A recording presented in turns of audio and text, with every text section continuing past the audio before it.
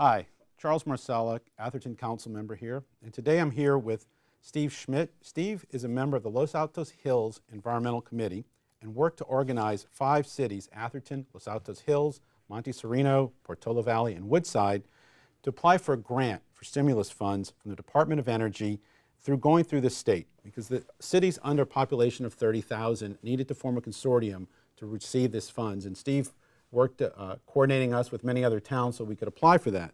Now, as we go for that, the things we can use those funds for have some limits, but I understand that Atherton is first in the topic. Atherton is. We got some information from PG&E that showed energy use or electricity use per household across all of PG&E's territory. And PG&E services about 225 towns and cities across California. And Atherton took the lead. Most of these towns use fairly close to the average amount of electricity per year per house, and that's about 6,000 kilowatt hours per home. Atherton and 6 other towns, there were 7 towns that are what you would call outliers. And these 7 towns use 2 to 3 times the average. Atherton is at the top, using about 20,000 kilowatt hours per household. Electricity, is it cheap? Should we care? Boy, electricity is just getting more and more expensive.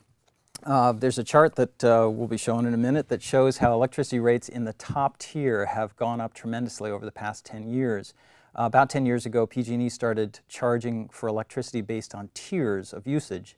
And basically the more energy you use, the more electricity you use, the higher the rate you pay.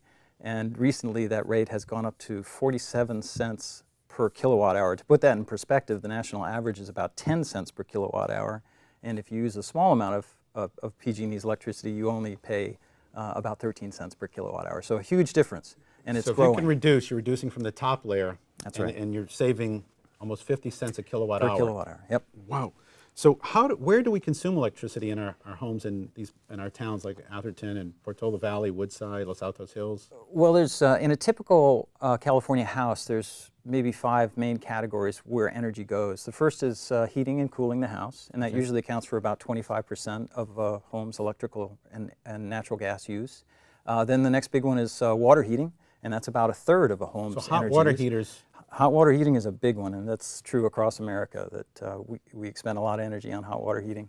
Then there's 2 fairly small categories. Both lighting and refrigeration are quite small in most homes. The last one is pretty much everything else. So it's your blow dryer, your microwave, your pool pump if you have a pool, anything else. In the industry, that's referred to as plug loads. And in a normal house, a typical house, that's about 1/3 of the home's energy use. In these bigger homes, and the homes in Atherton and these other communities, it turns out that's a much bigger proportion. It's anywhere from 40 to 50% of a home's energy use. Pool and all these extra things that we have. It could be when people run their pools, can you reduce it during the winter time? Absolutely. There's pool pumps are one of the big problems, because usually whoever services the pool sets the pool timer, and they're somewhat motivated to leave the pool pump on as long as possible. So they'll end up cranking up the pool pump.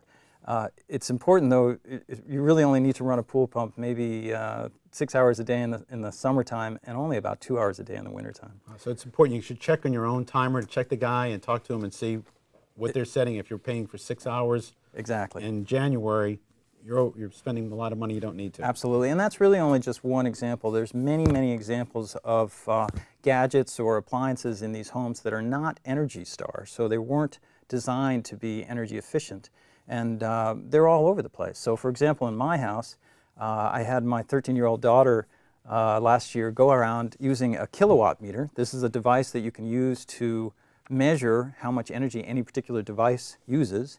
And she went around and cataloged all the different loads in the house. Now, I expected there to be maybe 20 or 30 of these things. It turned out there were 93 of them in our house. Yeah, and there's a quick graph that you'll see in a minute that shows what these different devices were. Most of them were not really big deals. They don't consume a ton of energy, but some of them used much more energy than was necessary. I'm thinking aquariums, home entertainment. Aquariums was one. Yeah, surround sound speakers, things that are plugged in all the time and on standby mode, old VCRs, set-top boxes. Now, as part of with this grant, is working with Actera to do these home energy assessments. Will people have to come in the home? What's involved there? What we're doing is designing a program through Actera, which is a local nonprofit, been around for 40 years. And the idea is that using the stimulus funds, we'll be able to provide free assessments, home energy assessments, for about 1,000 of these homes in these 5 towns. And the key contact, if you're at all interested in signing up for this, is Debbie Mytals at Actera. Her number should be at the bottom of the screen. Send her an email to get on the list.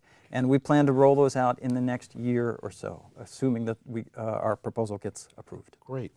So another aspect is, besides improving a house that's existing, is green building. And just this week, the state came out with a draft of green building guidelines. The county and many cities have been on top of this earlier with a 50-point system. Atherton has been very active with green building. We have a group called AthertonGreen.net. Valerie Gardner started a lot of green building programs around Earth Day and such about 3 years ago for our town, so you could join that list. There's exchanging of ideas. We give out green building awards in Atherton for the last 3 years, and you can find architects, builders, and such who have qualified and built green homes. The other thing you can do is you can apply for yourself for a Green Building Award in Atherton. We've often given out tree awards, but now green awards are part of Atherton as well. And one thing that's been a great find is a product, and you can see behind me, one of our residents, Ross Consingstein, he put in a bubble wrap foil around his house. And this has the effect, and you can see a story was done in the Palo Alto Daily about it, of cutting down the energy consumption in a home. It improves the insulation by a few degrees, and it's a great way of reducing your costs there. The building department in Atherton has checklists and other pieces of information which you can pick up on green building that the county has provided. So I usually encourage you to take advantage of these programs to learn about green building, cut your costs down, and help the environment. Steve, thank you for being here today. Thanks, Joe. Thanks for watching. To join the smarter conversation, visit marsalaforla.com.